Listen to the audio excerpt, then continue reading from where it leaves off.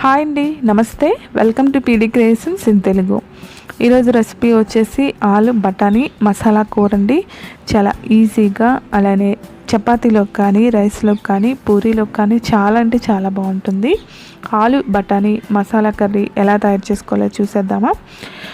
Curry కోసం 3 medium size బంగాళదుంపలు తీసుకొని పై పొట్టు తీసేసి ఇలా క్యూబ్స్లా కట్ చేసుకొని ఒక గిన్నెలోకి యాడ్ చేసుకోండి. అలానే ఇందులో 1/2 కప్పు వరకు బఠానీని యాడ్ చేసుకోండి. బఠానీని ఓవర్ నైట్ పాటు నానబెట్టుకోండి. ఇందులో కొద్దిగా సాల్ట్, అలానే కొద్దిగా పసుపుని యాడ్ చేసుకొని మంటని మీడియం ఫ్లేమ్లోనే పెట్టుకొని ఇలా ఉడికించుకోవాలి. ఇలా ఉడికించుకున్న తర్వాత వాటర్లోంచి బయటకు తీసేసి ఒక బౌల్లోకి తీసుకొని పక్కన పెట్టుకోండి. ఇప్పుడు మసాలా పేస్ట్ని రెడీ చేసుకుందాం. ఒక మిక్సీ జార్ తీసుకొని 5-6 వెల్లుల్లి రెబ్బలు, అలానే 2 ఇంచుల అల్లం ముక్కని సన్నగా కట్ చేసుకొని యాడ్ చేసుకోండి. అలానే 1 టేబుల్ స్పూన్ వరకు జీలకర్ర, 1 టేబుల్ స్పూన్ వరకు ధనియాలు యాడ్ చేసుకొని కొద్దిగా వాటర్ని యాడ్ చేసుకుంటూ మసాలా పేస్ట్ని రెడీ చేసుకొని పక్కన పెట్టుకోండి. స్టవ్ వెలిగించి స్టవ్ పైన ప్యాన్ పెట్టుకొని 3 టేబుల్ స్పూన్ వరకు ఆయిల్ని యాడ్ చేసుకోవాలి. ఆయిల్ హీట్ అయిన తర్వాత 2 మీడియం సైజు ఉల్లిపాయలు తీసుకొని మీకు ఎంత సన్నగా వీలైతే అంత సన్నగా కట్ చేసుకొని యాడ్ చేసుకోండి. అలానే 3 పచ్చిమిరపకాయలని సన్నగా పొడుగ్గా కట్ చేసుకొని యాడ్ చేసుకోవాలి.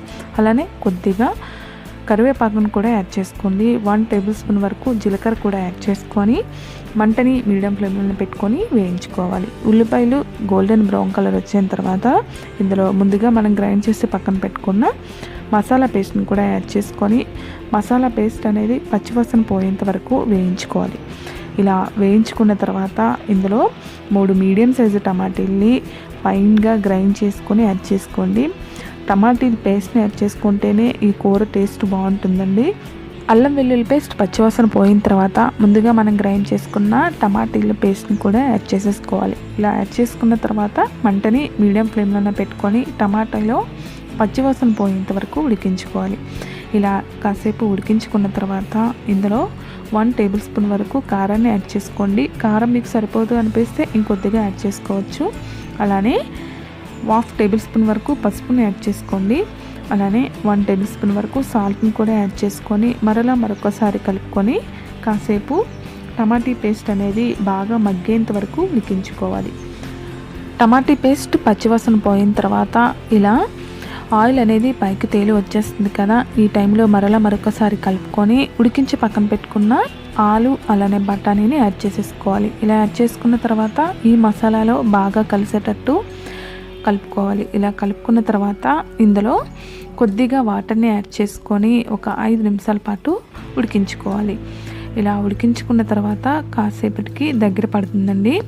ఈ టైంలో టేస్ట్ చూసుకొని సాల్ట్ సరిపోదు అనిపిస్తే ఇంకొద్దిగా సాల్ట్ని కూడా యాడ్ చేసేసుకొని మూత పెట్టేసి మరొక 5 నిమిషాల పాటు ఉడికించుకోవాలి. ఇలా కొద్దిగా దగ్గర పడిన తర్వాత ఇందులో 1/2 టేబుల్ స్పూన్ వరకు గరం మసాలాని యాడ్ చేసుకొని మరొకసారి కలుపుకొని దగ్గర పడేంత వరకు ఉడికించుకోండి.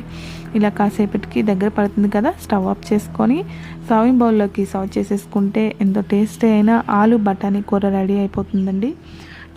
చాలా బాగుంటుంది. చపాతీలోకి కానీ, పరోటాలకు కానీ, పూరీలోకి కానీ, రైస్లోకి కానీ చాలా బాగుంటుందండి. ఒకసారి మీరు కూడా ట్రై చేయండి.